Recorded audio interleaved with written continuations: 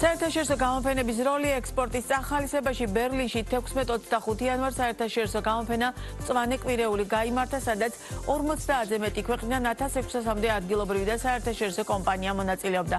მათ შორის 15 ქართული კომპანია. რა მნიშვნელობა აქვს საერთაშორისო გამოფენებს ქართული პროდუქციის ცნობიერების ამაღლების და ბაზრების დივერსიფიკაციის მიზნით და როგორია სახელმწიფო ჩართულობა თემაზე ვცლად აგრო რუბრიკის ფარგლებში სტუმართან სოფლის განვითარების სააგენტოს დირექტორის მოადგილესთან გიორგი ავალიანთან ერთად ვისაუბრეთ. მოგესალმებით. მადლობა გაცემაში სტუმრობისთვის. თავდაპირველად დავიწყოთ თვითონ ბერლინის გამოფენით.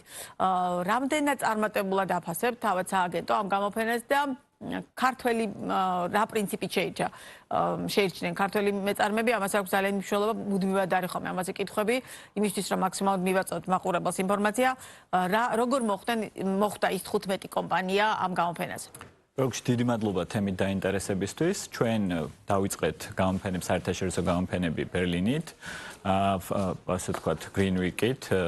15 გამოფენი შეირჩა, როგორც სხვა დანარჩენ გამოფენებში ირჩეოდა, სამი ძირითადი კრიტერიუმი გვაქვს. ეს არის სურსათუნებლობის საერთაშორისო სტანდარტების ქონა, ეს არის ექსპორტის გამოცდილება და ეს არის შესაბამისი ბრუნვა. ამ კრიტერიუმებს თუ აკმაყოფილებს შესაბამისი კომპანია მარტივად ხდება გამოფენაზე. ამ კრიტერიუმებს შეირჩა ეს 15 კომპანია. მწვანე კვირეული გამორჩეულია სხვა გამოფენებისგან, იმიტომ რომ ეს არის უფრო ბიზნეს და მომხმარებლებს შორის გამოფენა. 300,000-მდე ვიზიტორი სტუმრობს აღნიშნულ გამოფენას და ძალიან კარგი პლატფორმა იყო იმისთვის, რომ და არის იმისთვის, რომ ქართულმა კომპანიებმა წარმოადგინონ თავიანთი პროდუქცია, გააცნონ ადგილობრივ მომხმარებელს ჩვენი ხარისხიანი ქართული პროდუქცია და გვაქვს კარგი შედეგებიც, მათ შორის ტრადიციულად რაც ჰქონდა ალკოჰოლური სასმელების წარმოებაში, ისედაც ქონდა პოზიციები გამყარებული, ეხლა ახალი მიმართულებები დაემატა, ეს იქნება თაფლი, ეს იქნება ჩაი, ეს იქნება ქართული ნატურალური წვენები და ეს იყო ერთი გამოფენა იმ 11-დან, რომელიც 10 სხვადასხვა ქვეყანაში ჩატარდება 2026 წელს. რა კრიტერიუმით იმ დანარჩენ გამოფენებს აუცილებლად კითხავთ, რა კრიტერიუმებით ფასდება, თქვენ ახლა ახსენეთ, რომ უკვე გვაქვს შედეგებიც.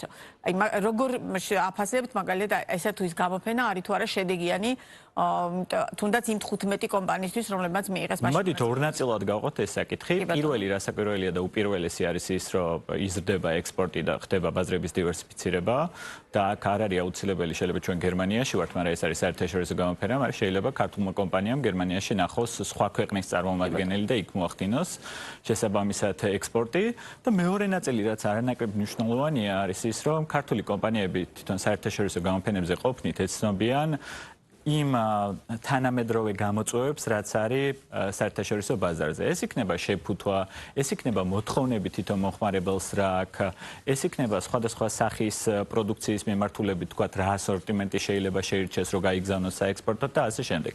ეს ცოდნა შემდეგ განაპირობებს იმას, რომ ბრუნდებიან ქვეყანაში, შესაბამისად გადაიარაღებას, ასე ვთქვათ, ახდენენ და ხდება უკვე კავშირების დამყარება. მხოლოდ მე შარშანდელ და შარშანწინელ მონაცემები შემიძლია მოგიყვანოთ.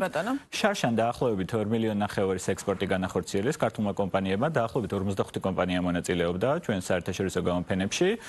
მეორე წლის ნახევარს მონაცემებს ეხავალუდებთ და ეს რიცხვი გაიზრდება. 2024 წელს მოახდინეს დაახლოებით 10 მილიონი ლარის ექსპორტი.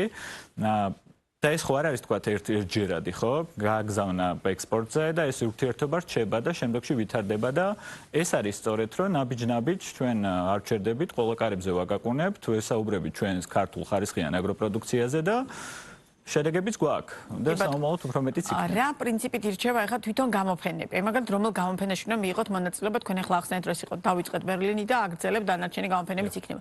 რა პრინციპით ვირჩევთ ამა თუ იმ გამოფენას და არის თუ არა სირთულე თავად ამ გამოფენაზე მონაწილეობის კუთხით? ანუ ასე ყველა კარს გიხსნიან თუ დაუშვათ ეს არის სამუშაო პროცესი, რომელიც დიდ სამუშაოს მოითხოვს, იმიტომ რომ მაინც პატარა ქვეყანა ვართ ცნობადობის კუთხით, ქართული აგროპროდუქციის კუთხით, ახლა ჩვენ შეიძლება რაღაც მოგწონდეს, მაგრამ მათთვის არ იყოს, ხო, მაინც და მაინც ისეთი პოპულარული. აი ეს პროცესი როგორ მიმდინარეობს? რამოდენიმე პრინციპი არის. ერთი, რასაკვირველია უყურებთ, რა სავაჭრო ურთიერთობა გვაქვს ამა თუ იმ ახლა DCFTA გვაძლევს იმის საშუალებას, რომ ევროკავშირის ქვეყნებს ვიმუშაოთ ამა თუ იმ კომპონენტზე და ჩვენი პროდუქცია წარმოადგინოთ. ლოჯისტიკურად როგორ ავართ ამა თუ იმ ქვეყანასთან და ამ მიმართულებით სპარსეთის ქვეყნებს საკმაოდ ბევრი პოტენციალია და გვექნება გამოფენები, მათ შორის საუდის არაბეთშიც და ყატარშიც. ჩინეთი იაპონია, ინდოეთი დაომატეთ. ინდოეთის მიმართულება გამოიწვია იმან, რომ თვითონ მაგალითად კაკლოვანი კულტურების წარმოება ძალიან განვითარდა ქვეყანაში, გაშენდა უკვე 25,000 ამ მასშტაბის წარმოება განვითარდა, რომ ჩვენ ინდოეთში შეგვიძლია პროდუქციის გატანა? კაკლოვანი კულტურების მიმართულებით თამამად შემიძლია გითხრათ, რომ კი, შეგვიძლია რომ გავიტანოთ და არის ინტერესი ამ მიმართულებით რომ გავიტანოთ. ჩვენ არ ვზღუდავთ, თვითონ ინტერესი წამოვიდა მწარმოებლებისგან და ვიმუშავეთ მინდორ ხარესთან, შევარჩიეთ შესაბამისი გამოფენა და მივდივართ.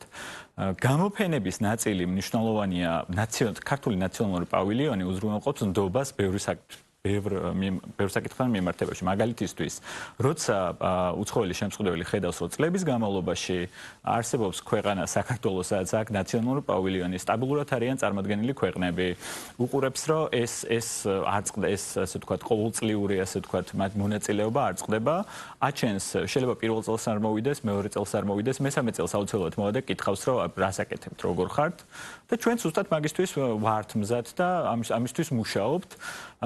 ვფიქრობ, რომ ამ მიმართულებით ქვეყნები სწორედ არ ვართ დიდარი ქვეყანა, რომ ყველა ქვეყანაში წავიდეთ და ყველა გამოფენაში მივიღოთ მონაწილეობა, აბსოლუტურად გეთანხმებით. შესაბამისად, ლოჯისტიკის გათვალისწინებით, სავაჭრო ურთიერთობების გათვალისწინებით, პოტენციალის გათვალისწინებით ირჩევა ქვეყნები. რასაკვირველია, ვმუშაობთ თვითონ წარმოებლებთან, სხვა დარგის მიმართულებით, ჩვენ თვითონაც უყურებთ ქვეყანაში, თქვათ რა ესა თუ ის დარგი როგორ ვითარდება და რამდენად ძლიერად არიან წარმოჩენილები, რომ მოახდინონ უკვე პროდუქციის ექსპორტი, იგივე ლურჯი მოცვის მიმართულებით, იგივე კაკლოვანი კულტურების წარმოების მიმართულებით, საკმაოდ კარგი შედეგები გვაქვს, იგივე წარმოების თვალსაზრისით და გვაქვს იმის პოტენციალი, რომ მოახდინოთ ექსპორტი და ამ მიმართულებებზე მუშაობთ. შრომელია შემდეგი გამოფენა და აქაც ძალიან მნიშვნელოვანია თვითონ კომპანიები რა პრინციპით შეირჩევიან შემდგომ გამოფენას და მაგალითად მაქსიმუმი რამდენი კომპანია შეიძლება რომ წაიყვანოთ და ამ შემთხვევაში მინიმუმი რამდენია, ანუ არის თუ არა ეს დაუშვათ შეზღუდული, პირობითად რომ აღმოჩნდეს, რომ 50 კომპანია არის მზად ამისთვის, 50-ივე წაყვანის შესაძლებლობა, ანუ ეს სქემა როგორ მუშაობს? პრაქტიკიდან გამომდინარე, მინიმუმ ყოლია 6 კომპანია, მაქსიმუმ ყოლია 16 კომპანია. თუ 50 კომპანია გამოჩნდება ამა თუ იმ გამოფენაზე და აკმაყოფილებს იმ კრიტერიუმებს, რაც ჩამოთვალე, ეს იქნება სურსაცუნებლობის სტანდარტი, ექსპორტის გამოცდილება და შესაბამისი ბრუნვა. ნამდვილად არ დავიხევთ უკან და 50-ივე კომპანიას შევეცდებით, რომ შესაბამისი პლატფორმა შევთავაზოთ. შემდეგი გამოფენა გვაქვს ასევე ბერლინში, ეს არის Food Logistica, ევროპაში და მსოფლიოში ერთ-ერთი ყველაზე მსხვილი და ასე ვთქვათ, დიდი გამოფენა, ეგრეთ წოდებული fresh და მშრალი ხილის მიმართულებით და ბოსტნეულის მიმართულებით. ამ მიმართულებით ძალიან აქტიურობენ ლურჯი მოცვის წარმოებლები. თქვენ იცით, რომ პროგრამა და ენერგემომავალმა გააჩინა ძალიან დიდი შესაძლებლობა ლურჯი მოცვის წარმოების თვალსაზრისით. გაშენებულია 3000 ჰექტარზე მეტი ლურჯი მოცვის ბაღი, აღნიშნულმა შეიქმნა მაცივრები, გვაქვს იმის პოტენციალი, რომ შესაბამისად მოვახდინოთ აღნიშნული პროდუქტის ექსპორტი და ძირითადი ნაწილი ამ მიმართულებით ეხა Food Logistica-ზე იქნებიან ლურჯი მოცვის წარმოებლები, წარმოდგენილები.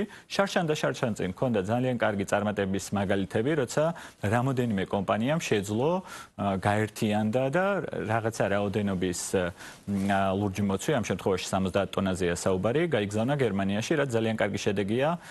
პირველი არის ზოგადად რთული, პირველი ლენტის გაჭრა, ასე ვთქვა და შემდეგ უკვე თვითონ როცა იცნობიან ქართულ პროდუქციას და იგებენ როგორი ხარისხის არის, მერე მუშაობა მარტივდება. კი ბატონო, წარმატებებს გისურვებ და ბუნებრივია ყველა ამ გამოფენასთან დაკავშირებით მაყურებელს აუცილებლად დეტალურად მივასწრით ინფორმაციას. გიორგი ავალიანი იყო ბიზნეს პარტნიორის პირდაპირ ეთერის სტუმარი.